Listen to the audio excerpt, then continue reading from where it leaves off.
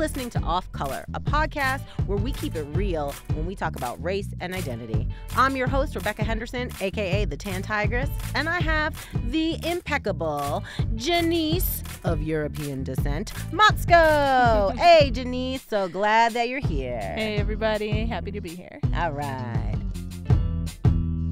I have very special guest, worldwide international journalist, Shay. What's up, world? Pop-out surprise. Hey. So Shay is joining me today for a women-only conversation. For this very special bonus episode of Off Color, we had an incredible conversation with Congresswoman Deb Haaland, Elizabeth Warren's co-chair on her campaign, as she is in Colorado kicking off the canvases. She was running around trying to get people out to vote, and she only had a few minutes to talk with us by phone on her way to the airport to Utah to get them votes. Did you have to press this? Yes. Push that. On? Yep. Okay. Is it now? Hello. Hi. Is it working? Hi. Is this Congresswoman Deb Haaland? Oh, no, sorry. She's speaking right now. This is Jennifer. Jennifer. Okay, Jennifer. I'm not sure what's happening because the campaign was scheduling it for us, so I just answered the phone. Okay, hold on. Can she call you back in like 10 minutes because she's speaking right now? Yeah, so I guess we'll take 10 minutes. Sorry. We're on air. We'll give us a call back in 10 minutes and we'll put you back on air. I'm so sorry. Okay, thank you. Thank you.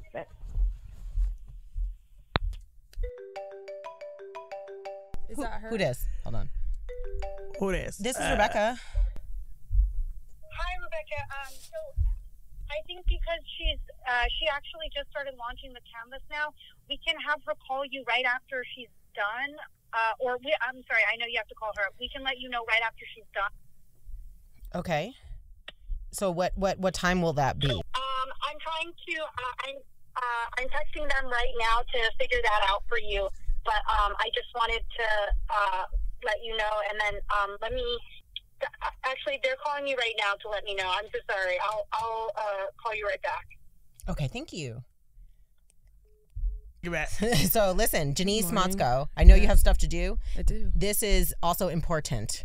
So thank you for being here You're the today. best, Janice. You are the You're the best. best. She is the best. You're the She's best. dope on a rope. But let's Dope on a rope. go ahead and talk about what just happened Let's talk as we about go it. into this before we have Man. our conversation with her. Yes. Because listen, I want to start off first things first. First I things first. am a Warren supporter. I have taken To the heat fullest. for that shit, Yeah. okay? Mhm. And as a person who likes to call people racists, as you know, I enjoy that as like an activity.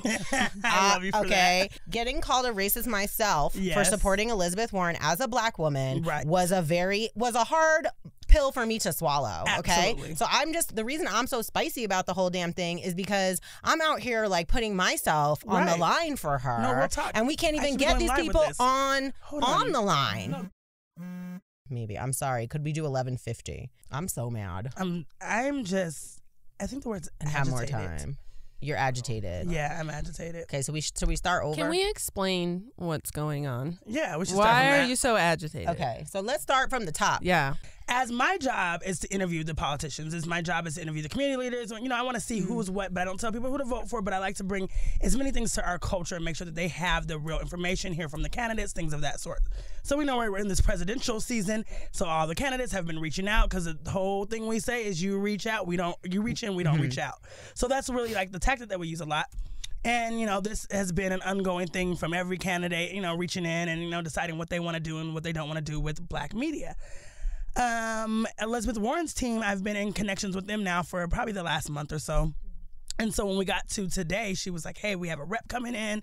Do you mind sitting down with the rep? We would love to have a conversation with you. Let's build, let's talk. And I'm like, okay, we can make that work.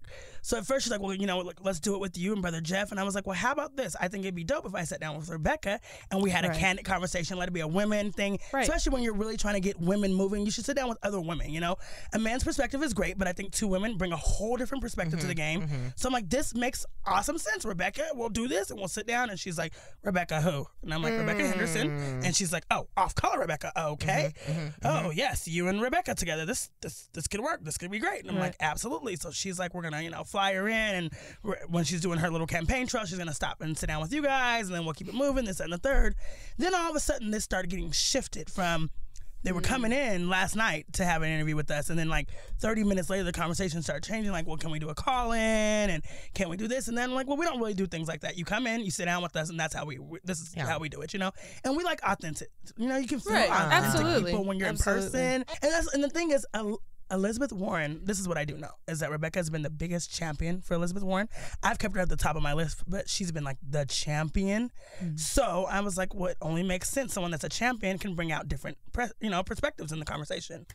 And now here we are today, and they're like, hey, we have 5 minutes, 3 minutes, 2 minutes. We can't come in. We can call in. We can't call in. We'll call in at this time. It's just been like... You're interrupting my video. Hold on. I think it's her again. Okay, hold on. Okay, ready? Okay. Action. This is Rebecca. Hi, Rebecca. It's Veronica again. I'm so sorry. I just wanted to see if 11:50 might work. She'll have more time because she'll be in the car on the way to the airport. Okay. Yeah. Is that the real time? I just don't need to make sure because the studio space. Yes, of course. So so I'll text them right now that 11:50 works for you. Okay, thank you again, and I'm so sorry. I just want to say that's my fault because I had written down an incorrect time, I guess, and so the mix-up was completely my fault. So I just wanted to apologize. I think I'm losing my mind a little bit with the hours, and I wanted to profusely apologize to you. So I just didn't want you to think that we were disrespecting your time. It was just that I made an error in the schedule. So it's completely my fault, and I'm a bad scheduler, and I just want to say I'm really, really sorry. And thank you for making this work. Okay. Well, thank you for saying that. I actually Yes, really thank you for the do apology. appreciate that. And it felt sincere. Yeah, Okay. That's good. That's good. it was totally my fault, and I feel like an idiot. Okay, now you don't got to go too hard on yourself. Now you can't be bashing women like that. Don't talk about our friend Veronica like that. Okay? Well, you know how women are. We just beat ourselves up. Anyway, I'm so sorry, and they will be waiting for your call at 11:50. All right. Perfect. Thank you. Oh, do you know how long we have to talk to her then if she's in the car? I can check. It should be like 10 to 15, but I'll double check right now and text you. All right. Thank you. you. All right. Beautiful action, guys. Whew. All right, so we went from spicy to not spicy in about 30 seconds. Real spicy. Welcome to the real world. We have issues, don't we? Real spicy to oh girl, don't beat yourself up like that. Girl, don't be like that. Pamper yourself today. Okay, no, but that's real though. So I want to talk about that in real time, authenticity. No, so for really. me, I believed her. I did too. And so, like, I feel like that's my point when it comes to women in politics and having women on your staff and your campaign, right? So what does that look like? It looks like that could have gone so badly. Can you imagine if, like, a white dude had that conversation with us right now? Oh, my God. It could have went horribly wrong. Yeah. And I don't think a white dude would have ever apologized for messing with our time, ever. Oh that would my have gosh. never been the conversation. Like, sorry that you guys messed up. Sorry that you don't have enough time. We don't have enough time. She doesn't have enough time. But, like, sorry that I messed with your time. Never. No. Yeah. Never. So I thought that was good. I felt good about that. Anyway, so that's the reason though that we were spicy, but as Janice of European descent reminded us then we were like super nice because we can't help it. You know why? Because we are I feel like Shay J and I are definitely pro women. We are. We want the woman's voice. We're very Absolutely. interested in that. And we want like the woman that we choose. So and I think that this is necessary because what happens is I think so many times that people make a mistake or do something that's a little bit like plausible and then we like write them off and we're like, I'm done with you forever, and it's like but are you?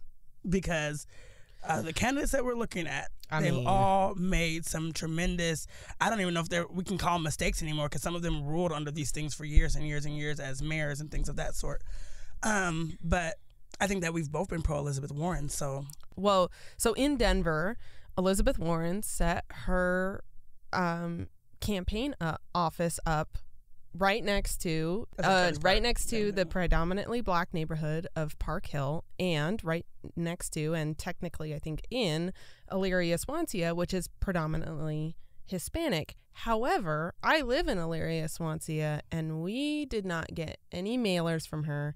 I haven't had any door knocks from her. I haven't had any door hangers from her in English or Spanish. I heard Bernie Sanders was the only one that put out Spanish language material in Nevada. Yeah. I don't know. Fact check me, somebody. Yeah, Emily, is that real? I don't know if that's real or not, but it wouldn't necessarily Elizabeth surprise Warren doesn't me. have that capital, though. It's a lot I know, of money so to let's talk about mailers that. and fillers. Yes, Like, that yes. is money. It's the money game. And that's the part that makes me, I really wish, like, in my magical world, in my magical head, when candidates would come, that there was, like, everybody had to spend the exact same amount of money. Yeah. And everybody had, and then, you know, in that way, you can use your advertisement how you want to. You can use it to campaign, however you want to do it. But everybody had to spend the exact same amount of money.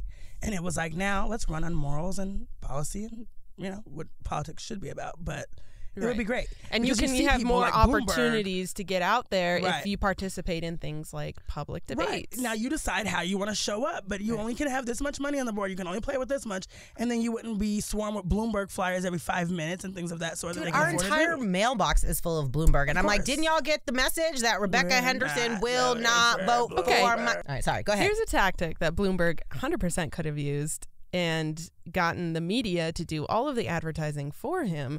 He spent, what, $500 million at least on advertising. He could have solved the water crisis in Flint. Oh, there you go. $50 million is what that project would have cost to replace the pipes. Do you know how much the media would have been all over that? They would have been done. What about all doing the advertising something amazing for the communities that you say you care about? Exactly. What an idea. Now, let's talk about Elizabeth Warren with her plan for that. I'm just saying she put it into action. Like, I just want to say, that when she called out Mike Bloomberg in the debate and then said, you got to release him from the NDAs, and she drew up a plan and everything. I mean, she wrote it up. She's like a gangster. But that's the thing is, I think she's really good at policy and implementing things. I think that's her thing, which is a woman's trait. You know, women were really good usually at finding the systems in things or figuring out how this can, even if we don't put it together, we can at least tell somebody else how to go do it. Like, that's our thing. Like, put it like this, do it like this. We're going to call you out because here's our receipts. Like, this is what we do. Men just frolic around. So,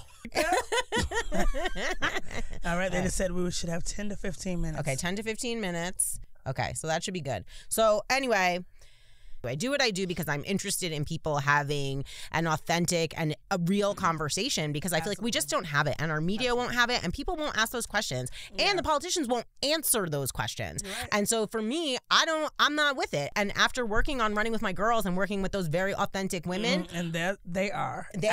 Come on now. Real. Come on now. I literally just left Candy's office on yesterday. I sat in the office with her and Lisa, and we had about a 2-hour meeting. And when I tell you, like, what I love most about them is that they hold no punches. Like, they keep it so true and real, and you have not seen this. And they were like, well, Shay, let me put something on your mind. Go sit down with A, B, C, and D person and see if they tell you this, because this is how this works, this is how this works, and this is how this works. But watch them tell you that they don't know, and I'm like, oh, you're right. They're gonna play dumb, and so to have women in politics that are like, we're gonna keep it authentic, is so refreshing, and it's really opened my eyes to be like, well, damn, men have been pulling the wool over our eyes for a long time, guys. and they're part of this power trait, you know? Women, we really only have each other, so we're not really a part of that power gamut. And so I don't think we're allowed to play against the big economic game because we don't have that same power as a man. Well, now we've taken over areas. Yeah. And that is why I'm such a strong Warren supporter, because even with mistakes or policy, whatever she has made, and the criticisms of her, to me, her intentions, the things that she has showed me just on the campaign trail alone, they outweigh for me, okay? Absolutely. For me as a personal voter and somebody who's going to say, this is who I'm voting for, and this is the reason why. And I think for you too, Rebecca, I don't think that you're, even as a personal voter, but I think that you really think about your community as well and who would be best suited for your community. And looking at that, I feel like Elizabeth Warren would probably be best suited for our community. And we have to figure out somebody, like the lesser of the evils, however you want to put it. Like, you got to figure out somebody, because at the end of the day, like I keep saying, if we have not vetted anyone or put them in position to take over these big positions, then it's our fault, essentially. You know, if we haven't came up with a strong agenda. And even sitting in that room, we did a private meeting with Bernie Sanders a couple weeks back. And even sitting in that room with a private meeting with Bernie Sanders, my question to the black people around the table was, well, what's the agenda? What did you bring to say that you absolutely want to see happen? You absolutely want to see him do.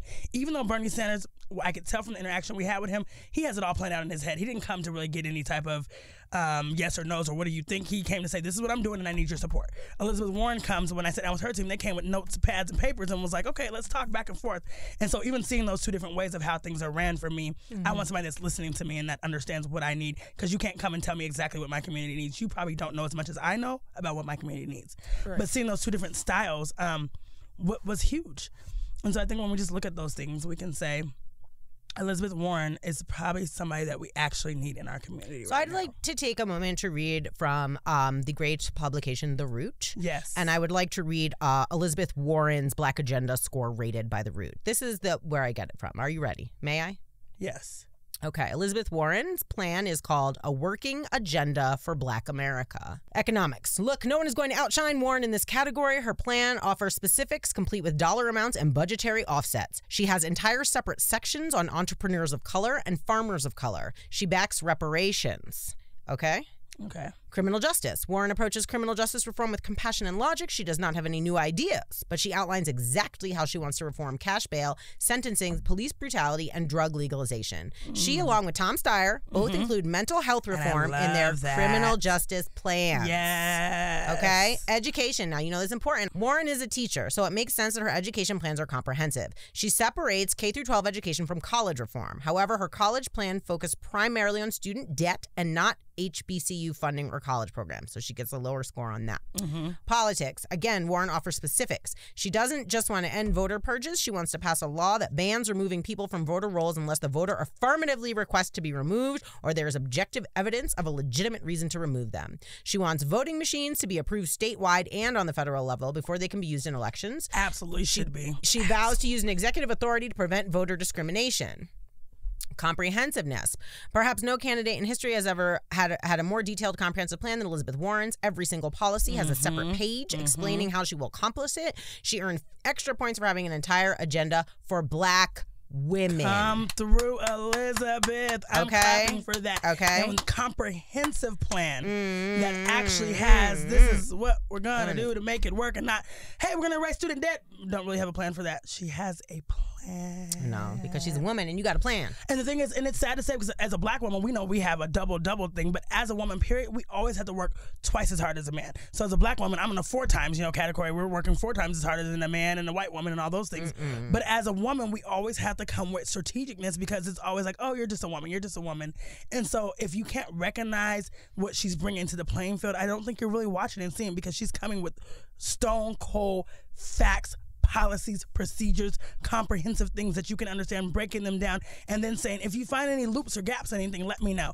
And I think a lot of people like Bernie Sanders are going to take what she has and try to use it, This is the one that gets me up in my feelings, okay? Okay, let's hear it. Warren is the only candidate whose history isn't marred by a problematic racial past. Yeah, absolutely. The whole Native American blunder might be irrelevant to most Black people because we all have a cousin whose good hair comes from her Indian roots. And she was a Republican until 1996. So I feel like, let's talk about that though. Yes. So that's Republican actually 1996. That's actually a huge plus for me, because coming from a conservative household, it's refreshing to see someone in the public sphere who is willing to be like, you know what, there's new information, there's new circumstances. Yeah. I am willing to admit that maybe I was wrong about some things and I've changed my mind, and therefore I have changed parties. Because doing better once you know better, it is a difference when doing that and then being a Bloomberg that changes 8 days before it's time to put your bid in. 8 days before and says, oh, I'm no longer a Republican, I'm a Democrat. That's not a change of heart. That's a convenience switch, because you want to be on this platform to fight, and you know that you're going to outmoney any Democrat on this platform. I respect that, and I think that's one thing that I look at with Elizabeth, is that a lot of things have not been sustained in racial disparities and things that are happening. Yeah, I think that she does have one of the cleanest slates. Well, and they talk a lot about like people don't care at the dinner table or whatever about impeachment and whatever. It's all just politics as usual. But what people sit down and talk about at the kitchen table, those are the things that like candidates try and or should try to speak to more. And I love that Elizabeth Warren in that respect, she still has brothers who are serving in the military who are Republican. And I think at least one of her siblings is also a Democrat or changed to a Democrat. So she has mixed politics at her dinner table. So she's used to talking about these things in a way that it's like, well, I still love you as a family member. I'm not here to like bash you and just call you a racist because of who you vote for, but to actually sit down and have a conversation about what's important in their daily lives and realize that like people who are different from her are also people that she loves. So I find that really valuable in politics right now. Look at that voice of reason. And I'm over here like, let me read you what the Root said about Bernie Sanders. Okay, so this is the history. I'll read this on Bernie Sanders. I don't really care about the other candidates right now because I'm a progressive. So Sanders voted for the 94 crime bill, but he's not happy about it.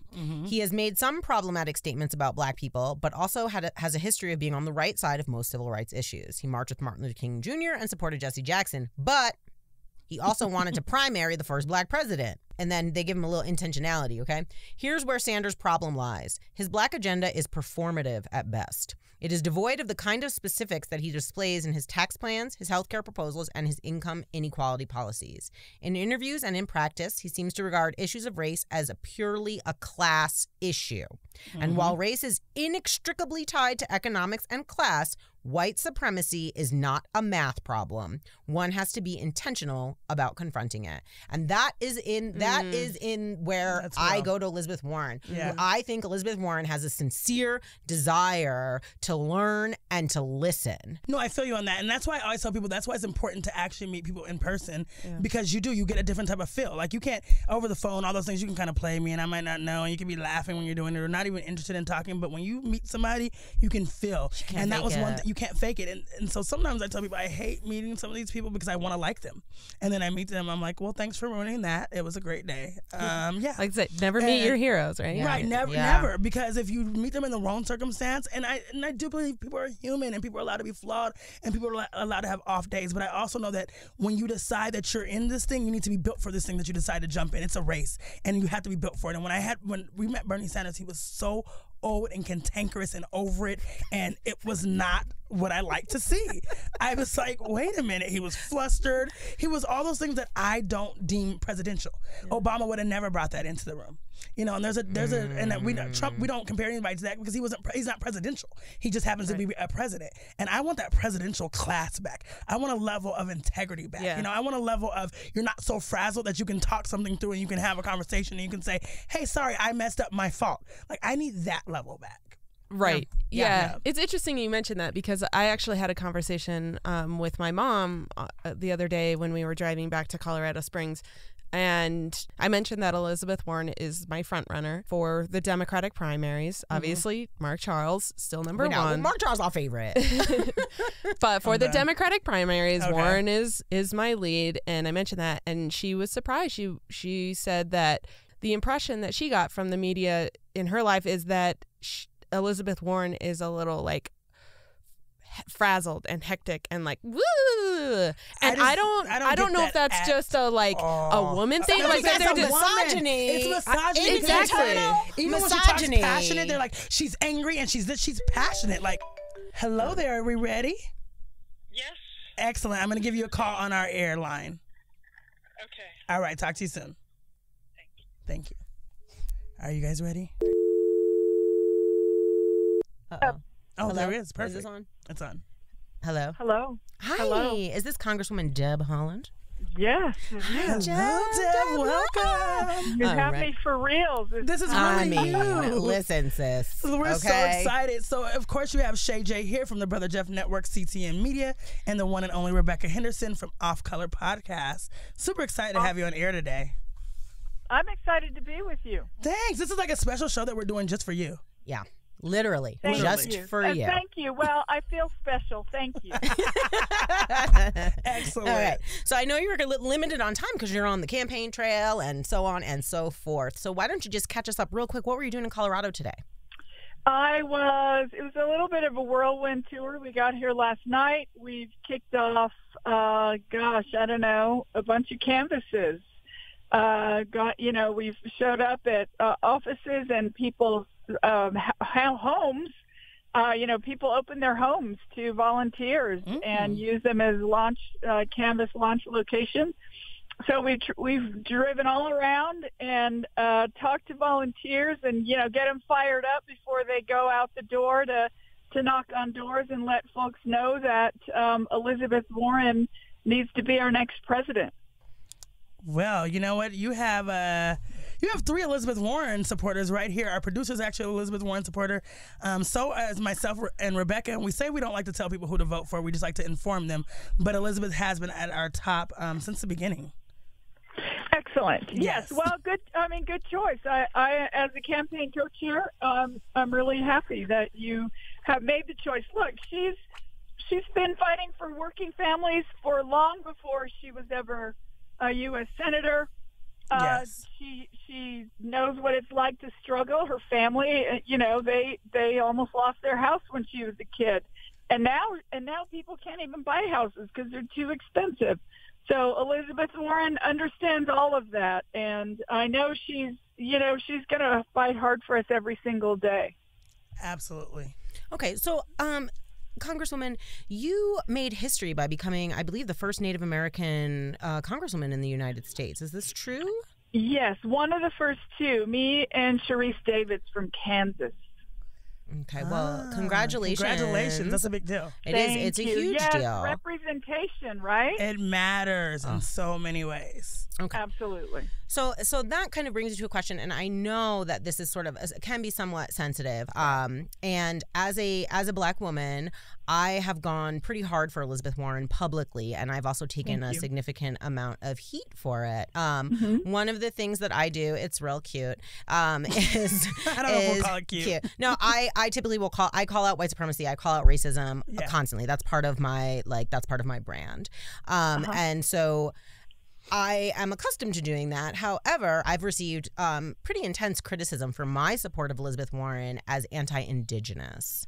And so that is something that I've been really reflecting on, because I do feel that the erasure of the First Nations of this land is a huge issue. It is not my issue to sort of speak on, but it is something that I like to bring up.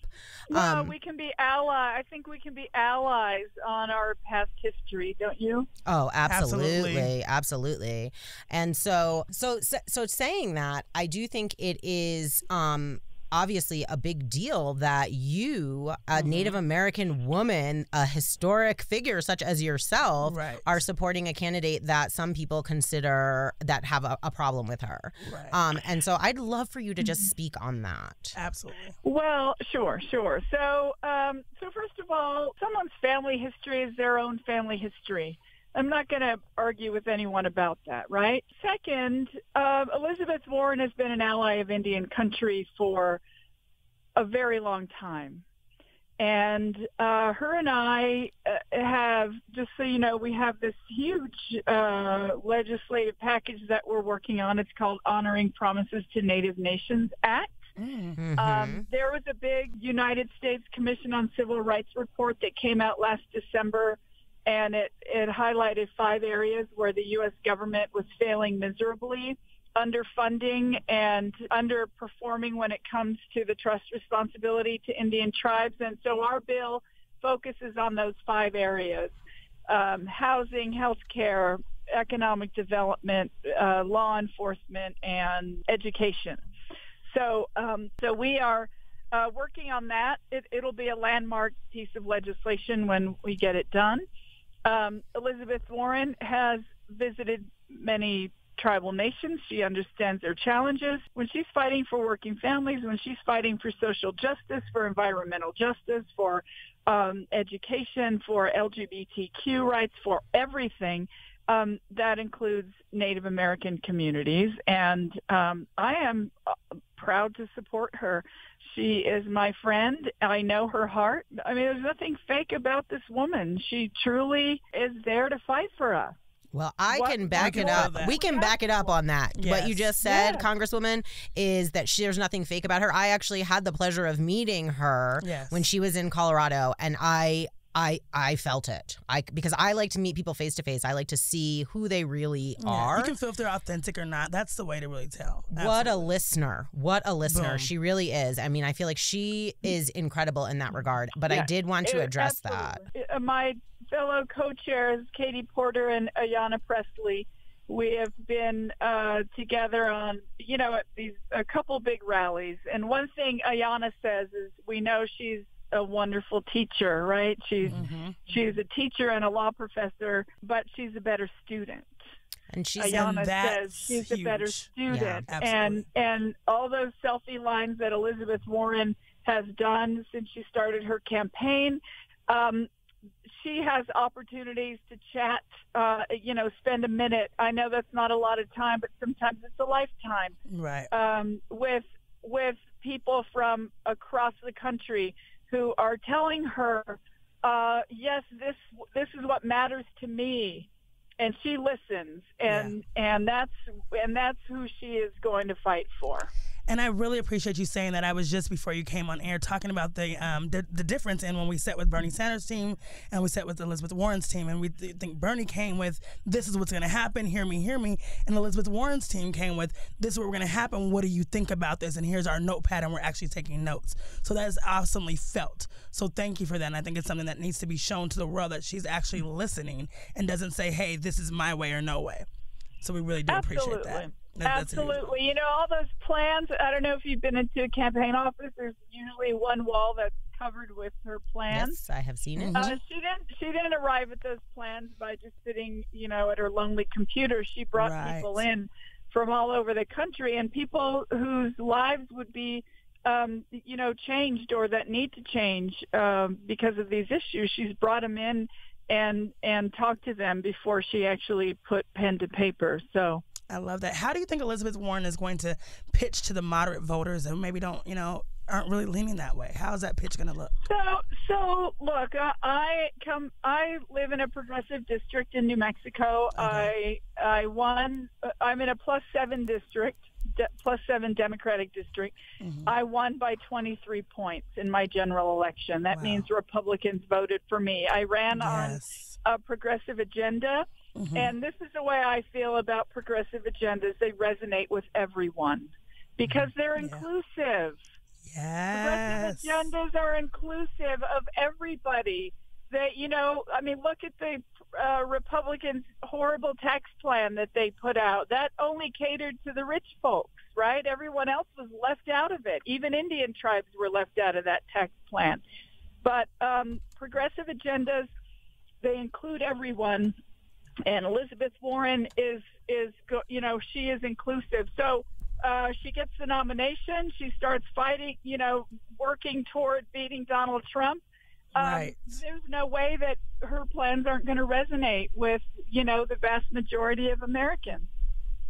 I think that you're absolutely right, and that's what we are looking for, inclusiveness. And I think we've been in such a division. A lot of things that Elizabeth Warren is putting out is more of inclusion. So absolutely. Now I'm about to get wild, girl. Go ahead. Here it comes. Wild. Here it comes. I'm ready. Okay. I'm ready. So as a supporter of Elizabeth Warren, however, I am also a black person, and I cannot vote for Mike Bloomberg if he were the nominee. Okay. Yeah. But I have a candidate that I like, an independent candidate named Mark Charles. Are you familiar with him at all?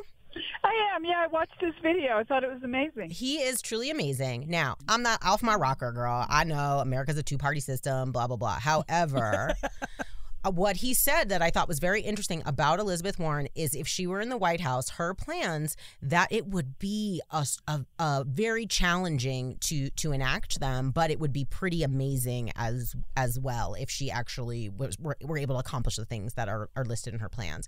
And so I wouldn't consider that an endorsement from him because he's not endorsing anyone, but I think that I listen to him. I think he's a very intelligent person. Yes, he truly is. And so I would love to know that there is maybe a place for him in the administration, or at least for listening around these issues. Is that something that your team would be open to?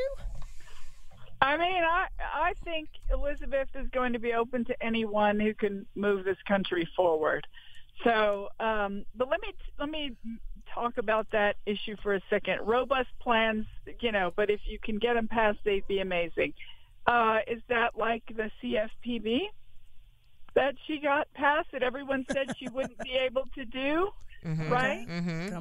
Come through with your receipts. Okay. Bring it on. We like it. Everyone said, how are you going to, you'll never get that done. You'll never get that done. She got it done. Right. And has returned over $12 billion to hardworking Americans who were cheated. Absolutely.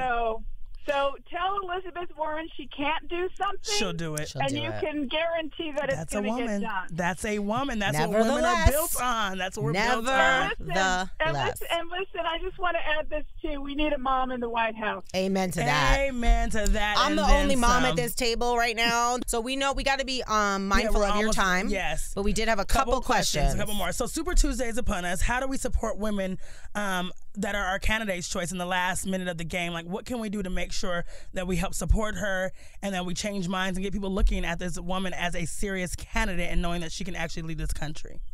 Talk to every single person you see, not every single person you know, every single person you see, whether it's in line at the grocery store, the post office, you know, when you're picking your kids up. Look, people are afraid right now, and so a lot of, you know, you'll get a lot of folks who are saying, I'm undecided. Yeah. But I'll tell you one thing, every single person I've spoken to, Elizabeth Warren, it's, I don't know whether to vote for Elizabeth Warren or, exactly. You know, absolutely. whoever else. Yeah. So it's our job to say Elizabeth Warren because we know she can win. And then just tell them to imagine her on the debate stage with Donald Trump. Ooh. Right? Yeah. After what she did to Bloomberg? I mean, that'll be pretty amazing. So, Pow surprise. So do, you know, just talk to every single person you know. There'll be people who, you know, might be like, what? There's an election coming up? And, you know, you got to set them straight. We got to, put the... Try to be nice about it, though. Exactly. And can we have any inkling of a clue of who her running mate may be? I have absolutely none. You can give us a piece of just I don't even know. I have never spoken with her about that. Is never. It you? Well, who would you suggest? Who would you be your top two suggestions? Yeah. Get name names. You Come know, on, names. I can't even think. Come on, Deb. Don't let us down, Sister Deb. Come on, Deb, we believe in you. No, you know what? Have me back. I'll come back again, and maybe we'll talk about it another time. All right. Okay, I'm gonna put in some recommendations though. Okay, this is a recommendation. Like okay. So I recommend Julian Castro. He's one of my faves. Okay. I recommend myself. Okay. Anyway, so all right. Well, we just want to know. Like those two. Those are good. Those are good ones. Okay. Thanks. Well, we thank you. Is there anything else that you would want the listeners to hear or know about Elizabeth Warren in making this decision? You know, it's our voice. It's our vote. Vote. Answer the census. Let's get this country moving. Yeah. Get a mom in the White House who cares about every single person in this country, and let's move our country forward. I love that. And we want to thank you for your contribution as being a great woman in politics and moving things forward and being a woman of color. We appreciate you and thank you for all that you're doing as well. I appreciate it. Congresswoman Deb Haaland. Woo! All right. All right. That was great. Wild. Yeah. Oh, my goodness. We're going to bring her back and ask her more questions. Yeah, we will. Okay, now let's break it down. I wanted to add one thing. They talked about the, she brought up undecided voters. You know, like how many people are saying like, oh, I'm undecided. I had a friend who asked me about my candidate of choice and some of the other people that were on her list. She literally has a tattoo of "Nevertheless she persisted" on her arm, and she is undecided. Like, we've got a huge problem in politics right now that people are just so confused and afraid to speak up for the candidate that feels right because they're thinking about and they know it feels right. They know it feels right. Yeah, because they're thinking about like who can win, who can beat Donald Trump, who can get some Republicans to vote for them, who can. And I'm like, it doesn't. Like, pick for the person that inspires you, so and that's what we go for. So come on now. You'll have girl boss who'll be saying this girl can and all these things, but I think as women we still have not learned how to push one another forward. Yes. We still have put our trust in men leading, and men have led for too long and led us absolutely nowhere and it led us to damnation in so many ways, but nevertheless we have not figured out how to support one another and how to say, I believe in you, I believe you can, and we say, yes she can, then we're like, But I'm just going to go ahead and be careful and vote for Bernie or somebody else. Because, Right. you know, she's a girl and girls don't really win. Come on, you guys. Yeah. We know that she's the best candidate out right now. We cannot read other people's minds. We can't. So we have to stop doing this. Who would maybe some Republicans vote for? Who are the independents going to vote for? It's not about that right now. It's who has the best policies that speak to you and your life. And if you don't necessarily have an issue that jumps out at you, that's like, this is my thing and this is going to determine who I vote for, like the environment or healthcare or something like that. One of the best tips that I got or that I've seen floating around there is think of the most vulnerable person that you know in your community and vote as if their life depends on it. I love that because that's whose life actually depends on true. it. They're one meal away from not having a meal. They're one place away from being really in a detrimental position. Exactly. And I think if we voted like that, voted for community interest, voted for the weaker links, voted for the people that probably don't even have the strength to go and vote, that's when you really win, and that's when you're really making a change. Right. Because if nothing else, we know that Elizabeth Warren has some comprehensive policies and plans, and I think that should speak volumes. And then we know that I've never seen a mother not be able to care for people. I've never seen a mother, you know, there's good and there's bad mothers, we know that. But in a generalization, women are caretakers. That's what we do. And women are problem solvers. We need a strong woman in office that can actually dismantle some things and then build us back up. Well, one thing I want people to take away from this is that if you want to vote for Elizabeth Warren, she's electable if you vote for her. Absolutely. Okay? And I want us to look at the facts, the policies that these people are putting out. Look at the real, the comprehensiveness of the policies. Can these things happen? And then look at their track record. What have they already done? Elizabeth Warren has a solid track record in being able to get things done because guess what? Women get things done. It's what we do.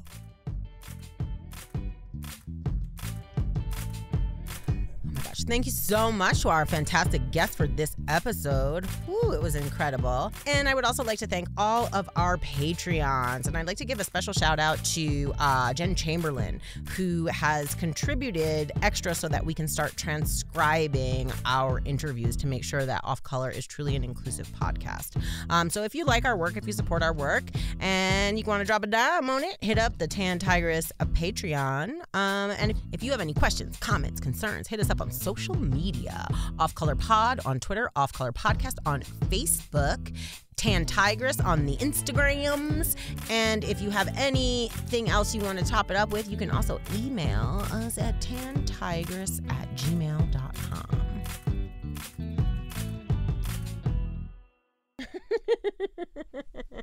And cut.